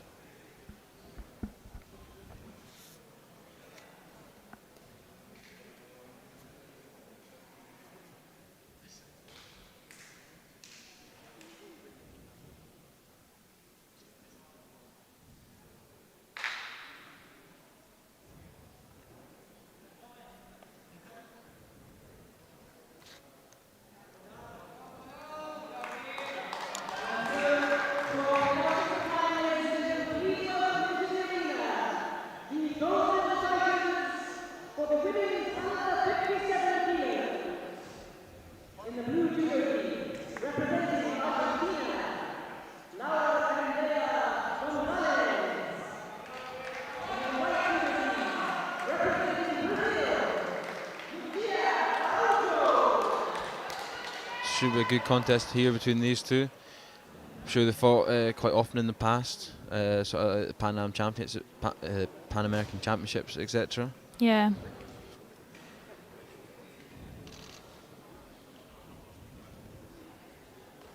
So Araujo is actually a multiple silver medalist at the Paralympic Games. And obviously she's missing that one more gold medal, so she really wants to go for that in Tokyo. Hopefully she can get off to a good start by winning here. Yeah, and I think she is the favorite during this particular contest, but I think The whole team, the Pan American team has been doing great. Well, they're showing that by being both in the final here, but let's see if the Argentina can do something. Starting off again quite cagey, both just using a bit of ashiwaza, seeing how the other one's fighting before they really commit into big technique. Yeah, and I think I've seen Araujo before, and she's really taking some time always. She's looking quite controlled. She's also one of the older athletes. She's 40 years old, and I think she doesn't want to take too much risks. She knows she needs to pace the contest, and you can see that. So you won't see techniques coming all the time. She just needs a few techniques during the whole contest.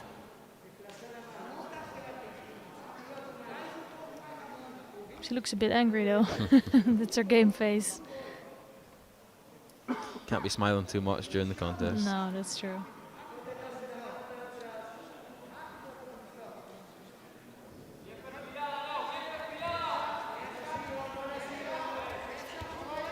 You see Gonzalez, as soon as the Hajime was called, she moved from the outside to get the inside grip just to control the space using that lapel hand. In the end, almost being taken over.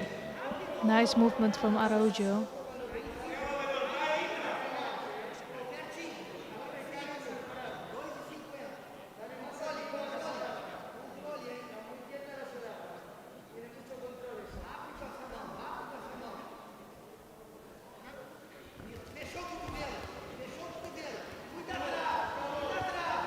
So not the best attack from Gonzalez there, wrong movement, but she is looking strong. Ooh.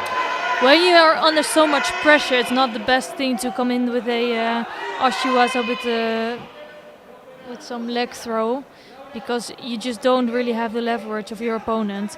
Oh, Uchigari, yes, I could imagine, but not the outside of the legs. I think she put the pressure on herself. If she came in for a drop, didn't get any rotation in the drop, had to stand back up, and it just gave Araujo the grip that she wanted and the opportunity to attack as Gonzalez was standing back up. A little better of a drop that time. Yeah, you can see Gonzalez is trying to come in all the time, and it is clever tactics against someone experienced like Araujo, because you know she's not going to come forward with so many techniques.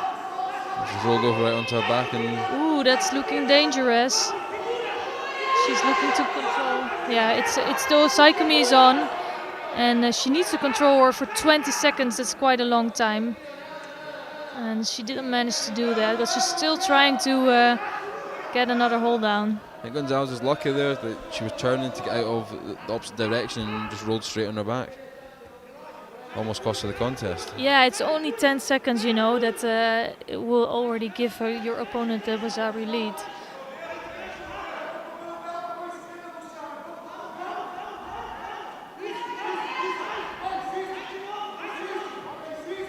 And I like to see that the referee is giving some time in Newaza. We know how important it is in VI Judo, but also in IJF Judo. It's I think there's many scoring opportunities, and it's nice to see that. Well, you saw at the World Championships not long ago the amount of players that were winning on the ground with the strangles, the arm locks, and the hold downs, and it's definitely becoming a major part in judo. And you look at some of the new rules now, the throw from knee waza has become massively important after someone puts in a bad drop technique, and there's major contests won on small scores like that. Yeah, you need to be so sharp in that also, just to be perfectly aware of the rules, and also you have to be patient and know that you get some time on the ground to really build up something.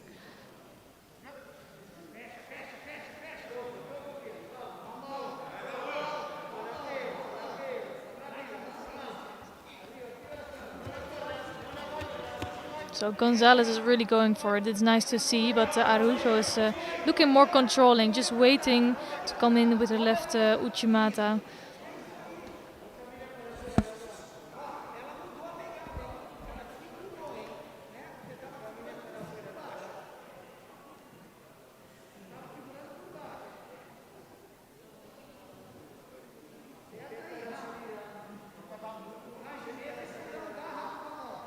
So we'll just about enter the last minute of the contest here.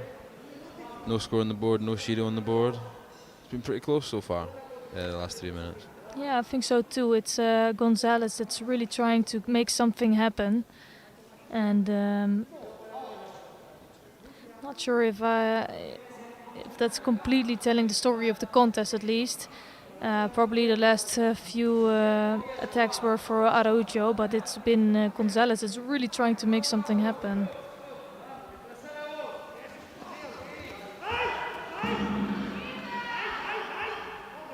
So I think here you can see a bit the experience of Araujo. She doesn't do too much. She's just trying to do enough to not pick up Shido, but waiting patiently to find a good entrance for a score. I think it's forcing Gonzalez to come on. She's just Shido down. She doesn't want to get another Shido.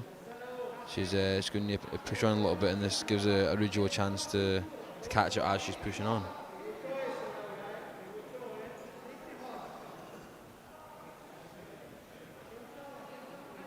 Yeah, 46 seconds left. I'm hoping to still see a score, though. It's taking some time, and I think there's plenty of action in here. They just need to find an entrance.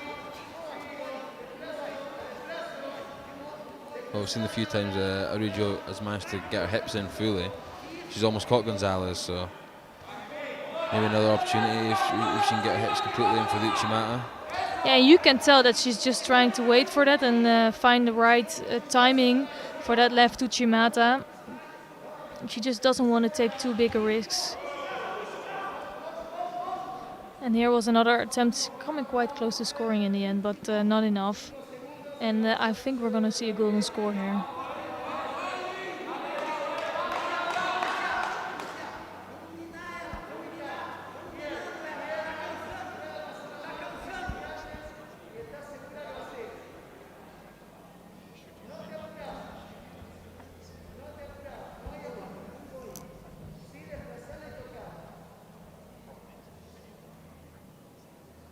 So for me, always when I see this timing on the clock, they're probably going to start and then they have to stop again. But let's see if they can make some more nice action. Nah, that's it. Because they started on the grip, they're forced to have a little exchange. You sometimes see on the sort of IGF 2 with 2 or 3 seconds to go. They just wait. They'll both will just stand there with no grips. Yeah, that's not a possibility here. So into golden score. Yeah, for me it's been Araujo that looked in control during this contest. She didn't manage to put on a score yet. I think Gonzalez is doing a really good job trying everything to come in with a lot of techniques and attacks. She's just struggling with that left hand from Araujo. I think both are just playing it quite safe, to be honest. Yeah. Ooh. And just to say that comes into the so Uchimata. Close. That was actually the closest to scoring.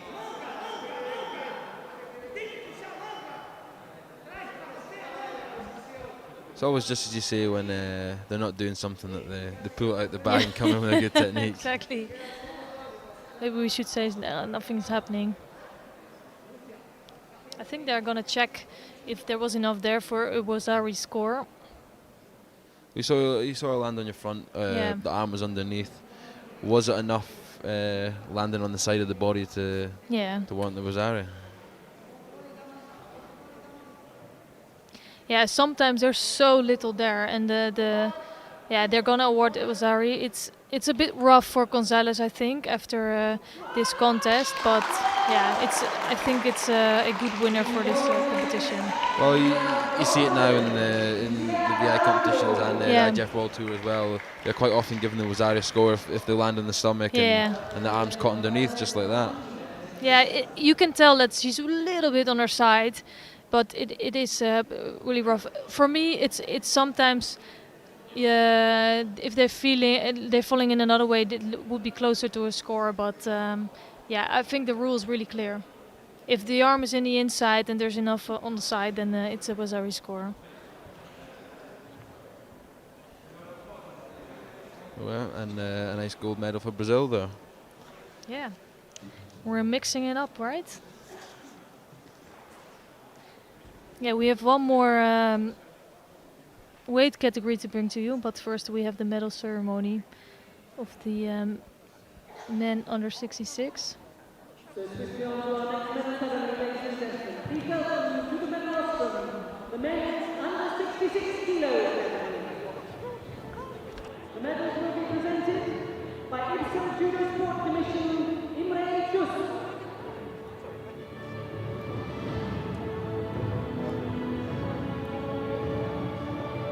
The bronze medals in this category. From Venezuela, Marcos Jose Bacantova, and from Puerto Rico, Luis Javier Perez.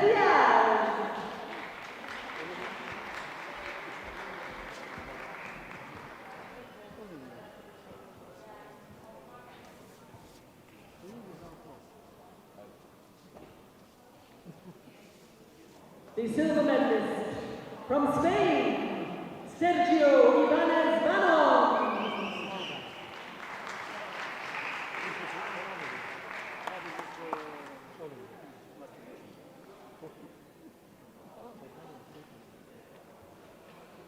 And the gold medalist at under 66 kilos from Uzbekistan, Uchkun Koranbayev.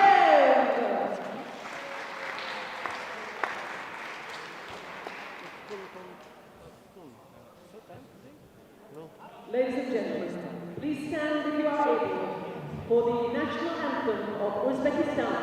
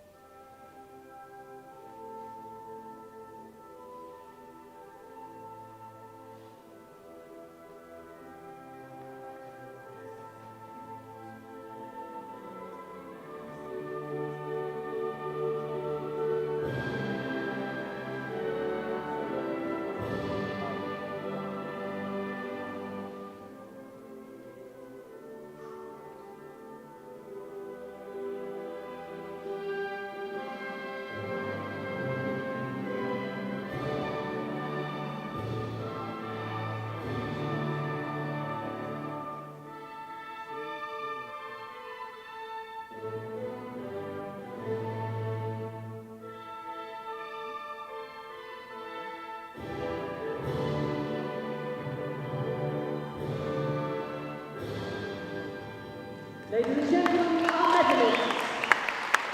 We now invite our VIPs to have a family picture with them.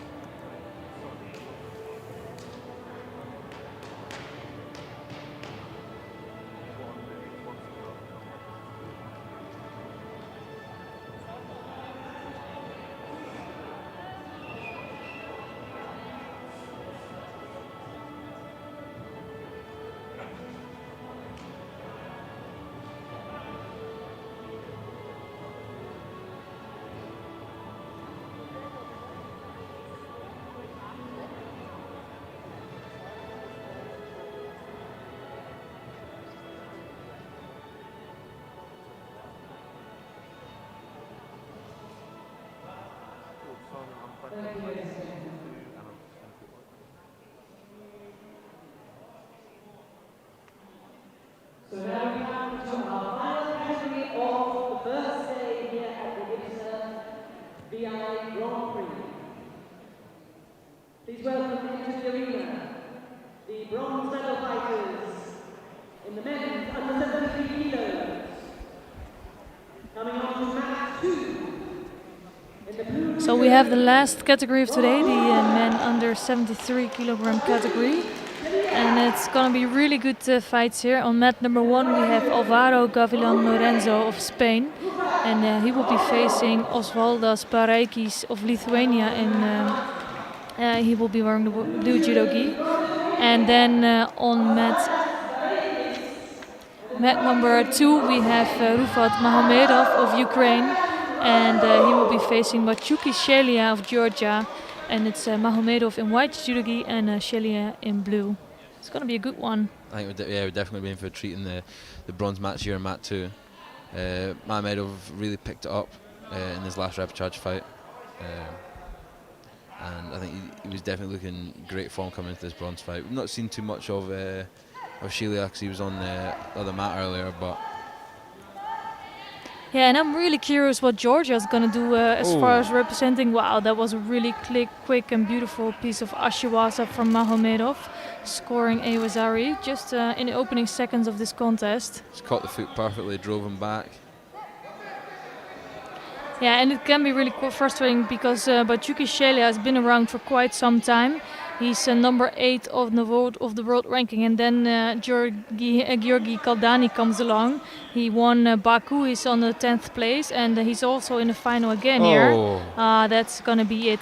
And this might be the difference for Shelia and Kaldani. If Kaldani wins the gold medal here, he might just have qualified himself for the Paralympic Games. That puts him in a great position. Yeah. That was some great judo by Mahomedov there. Both times pulling forward, getting the reaction back.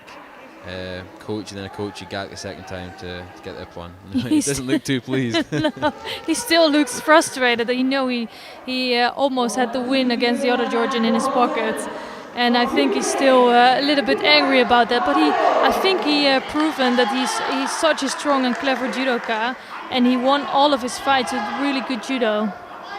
I think so, and I think even the fight he lost, as you said, he was 1 second away from winning it. Yeah. And he probably thinks in his head that he should be in the final, and that was just a fantastic second score there for the coach Gak. I think definitely now he takes his bronze medal, he goes back and prepares for the Paralympic Games, knowing that he has a great chance to exactly, and I think it might even get him more fired up. So I don't think it's a bad thing that you make a little mistake here during this competition, because you know you still have something to work on, and you will have that fire inside you that you really want to beat the same opponent the next time. Yeah. And on mat 1, Gavian Lorenzo from Spain that gets the bronze medal. It's a nice bit of Niwaza there, managed to get the hold down. Oh, nice. And nice for Gavilan Lorenzo. I think Spain is doing really well today. It is a pity, though, for Baraikis. He had such a good day today. He showed really strong judo. Not always being the strongest one, but still manages to come up with a win most of the times. And now he is ending up with a 5th place, but showing some promise. The gold medal contest for the men under 73 kilos. In the blue judo team, representing Georgia, Georgi Kaldani. In the white judo team, representing... And now we're here for the last contest of the day, the final of the under 73 kilos. Got Farouz Saidov from Uzbekistan in white and Georgi Kaldani in blue for Georgia. Yeah, and I think if we're talking about the test, this is a really big test for Georgi Kaldani. I think it's perfect that he's meeting the current world champion in the final here today. He stepped up to a new weight category. He's doing amazing. He already has a gold medal from Baku, and now already another final this year. But here facing the current world champion is not going to be easy. And straight away, off the back with that. Well, it's famous foot suit, but he's won multiple fights with today. Yeah, it's really good, but this is the world champion we're talking about. So almost catching him, but not enough there. And I think the problem now for Kaldani is that Saidov will know what's coming. Even just you look at Saidov, he looks so composed. Yeah. He's been here countless times before. He knows what he needs to do. He's not going to let something like that fluster him for the rest of the fight.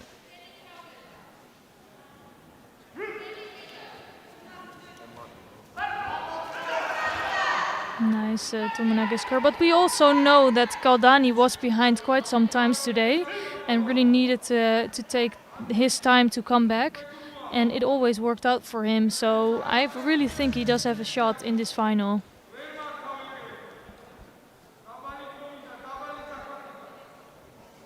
It is left on left, which we've not seen too much of today. But Saidov will quite often switch right to the right soda. Yeah.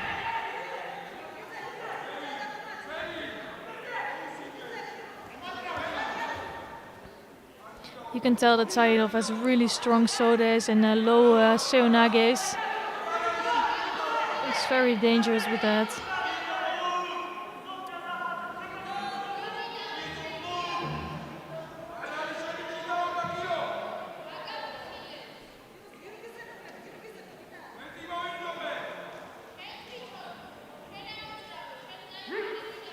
This has been a pretty close contest so far. Another good Tomo attempt, but Kildani managed to block it well. Yeah, he's looking really strong actually with that block, and it's not so easy. Even if you can block it in the first instance, it's hard to keep like that. So not surprised to see Shido on the board for Kildani. Just is not that active during the fight, mostly blocking out his opponent. It's difficult. He's been using his feet, and his feet are effective, but sometimes you're going to need to turn your back to look positive in a fight, and he's not really done that much yet. He does have a good grip though now. Oh, good lats attempt. Oh, that was really nice. Keeps on driving, but he just managed to slip off it. I think here it can be quite difficult that Saidov is so tall, because you really need to try to control that whole arm and that side of Saidov, and that was just not working out.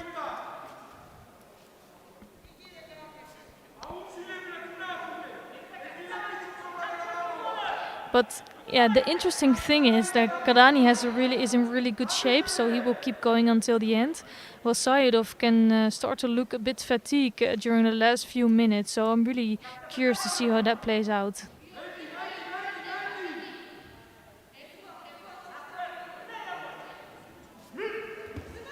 Oh wow, what a nice entrance. Good Uchimata attempt there, just didn't have enough pull on the sleeve there, but he got in very nicely.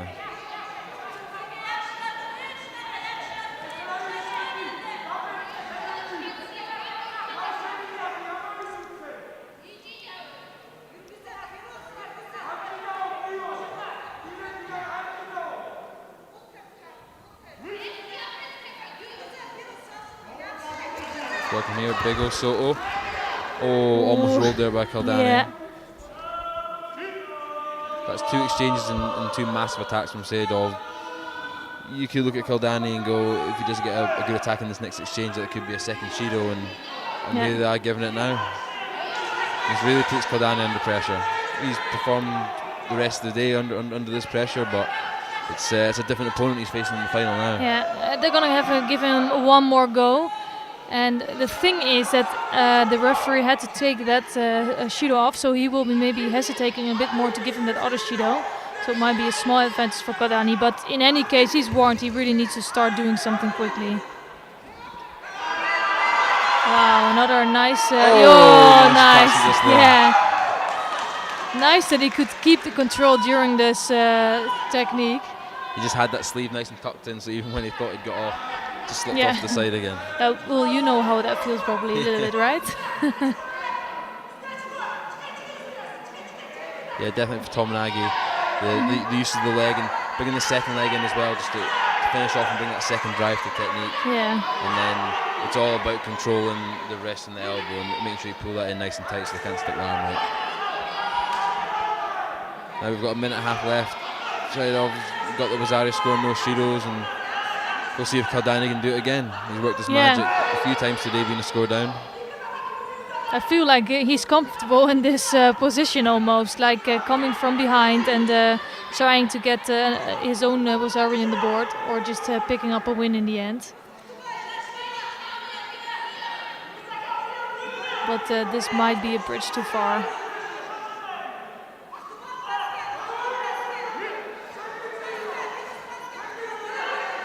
And now it is possible that you see a slight change in the contest, because Saidov, he does have his Wazaria on the board here. He's not going to take too big risks anymore. And it can give some more possibilities for Kildani.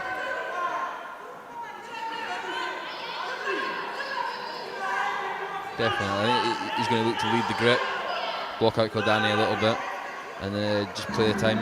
Nothing too crazy, too dangerous of the attacks. Maybe try to get some work on knee waza if possible, if he can. Yeah, and he will need to have, he does something here, he will need to stay doing that.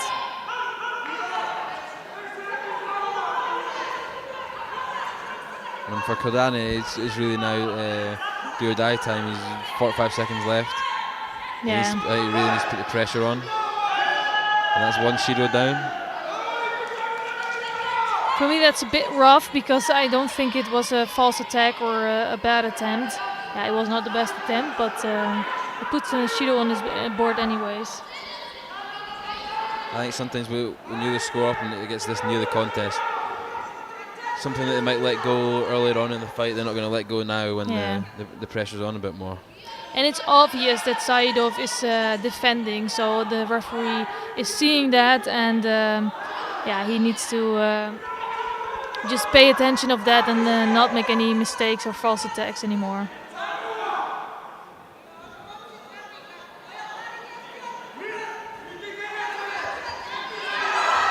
I'll use the Tomo there, see if he can waste a bit of time on the ground, work the knee waza. Yeah, you can clearly see that it's the time for Saidov to defend. 36 seconds left, but it's still quite a long time, especially in VI judo. You know, you have the grip already, so there can be quite some attacks in still for Caldani also. Definitely, it's a lot easier to close the space. Already gripped on, they can't run away and almost pad off the grips for a few seconds. So Caldani's got another good 2-3 exchanges here to get the score back. Yeah, he did pick up another Shido for being too passive, and it's true, it's just all been Saidov during the contest.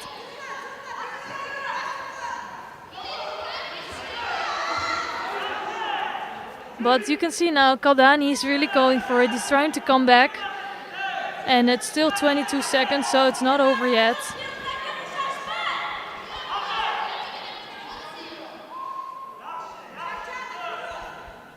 I think Saidov just needs to be smart here. He needs to keep the space, control the grip.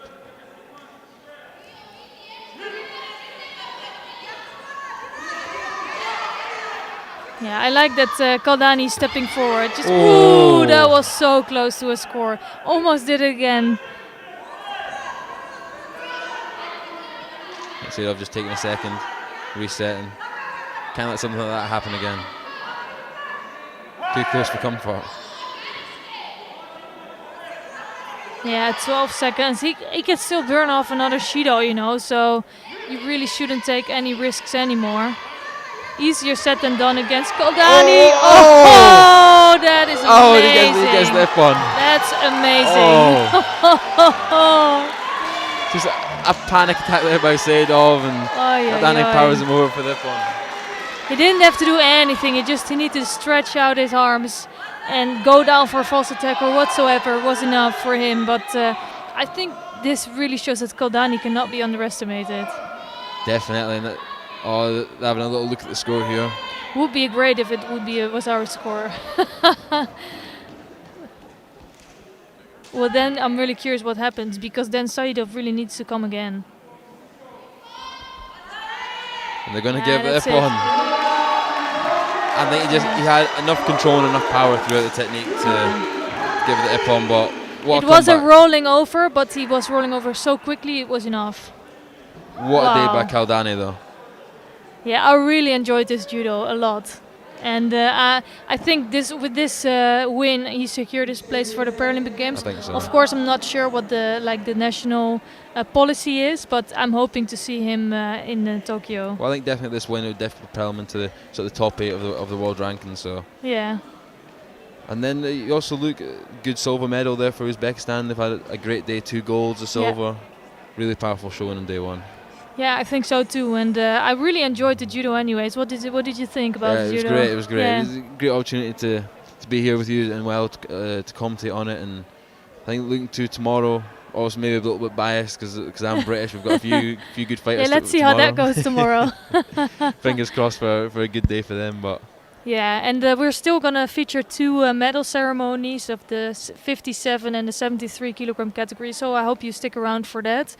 And we want to thank you a lot for watching today, and of course we hope to see you back tomorrow. Yep, we'll see you all tomorrow.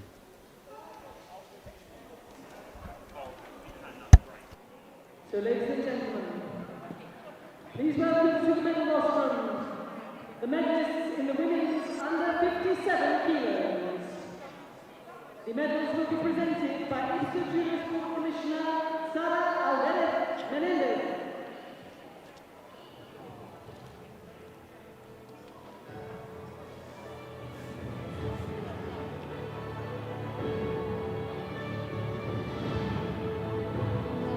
Our two bronze medalists from Belarus, Elena Bogdanova, and from Kazakhstan, Diana Bedosova.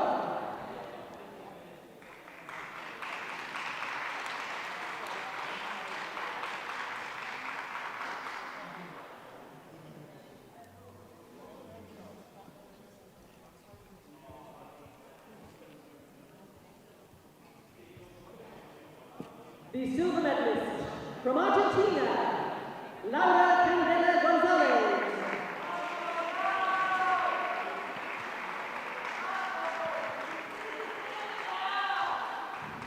And the gold medalist at under 57 kilos from Brazil, Lucia Araújo.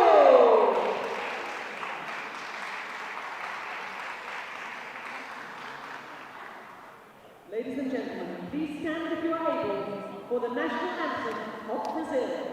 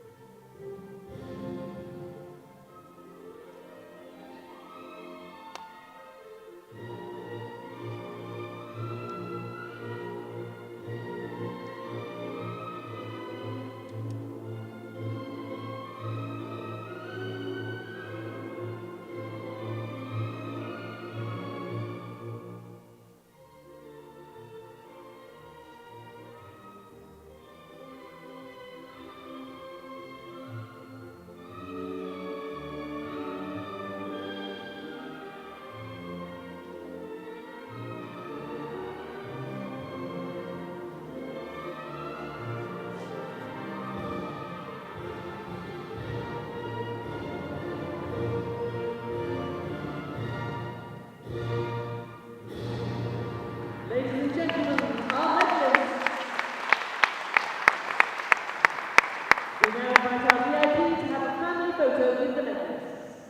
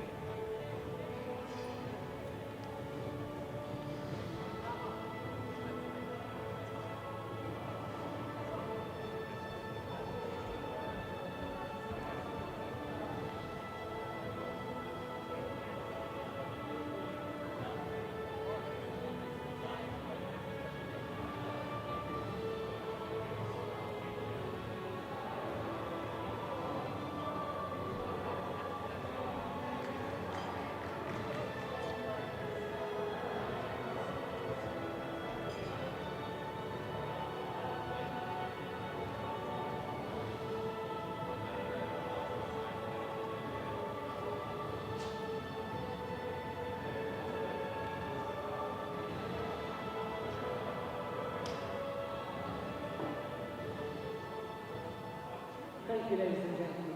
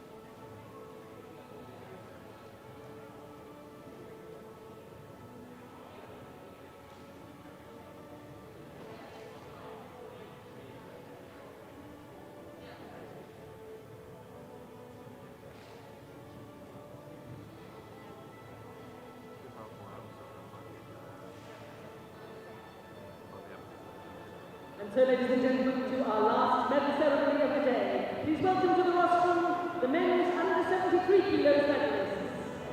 The medals will be presented by IBSA Judo Referee Director, Henk Bluchen.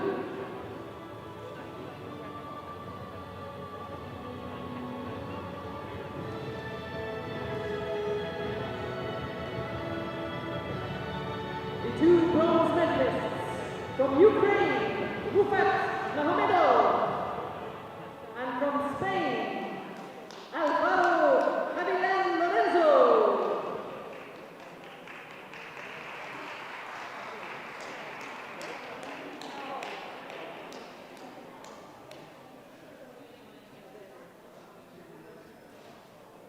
The silver medalist from Uzbekistan, Saidov Beruz.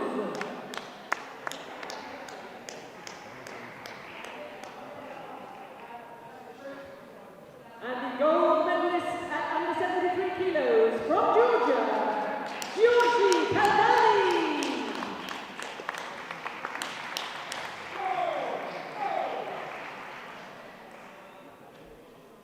Ladies and gentlemen, please stand if you are able for the national anthem of Georgia.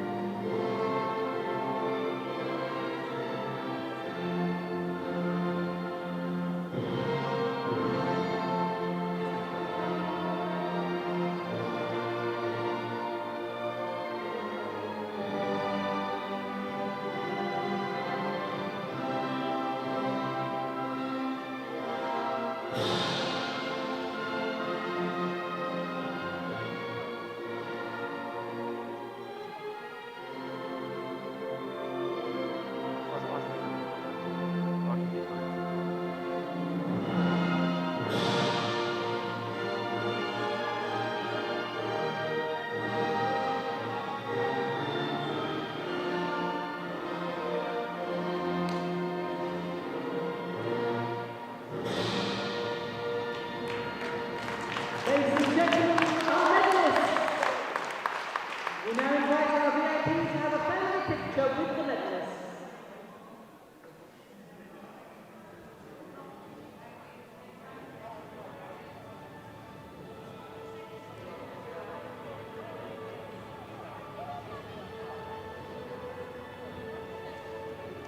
So, ladies and gentlemen, that concludes all our contests and medal ceremonies for today.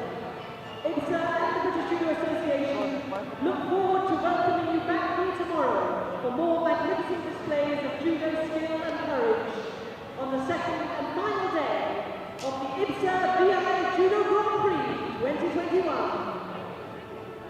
In the meantime, we wish you a very pleasant evening here at Warwick University. Thank you.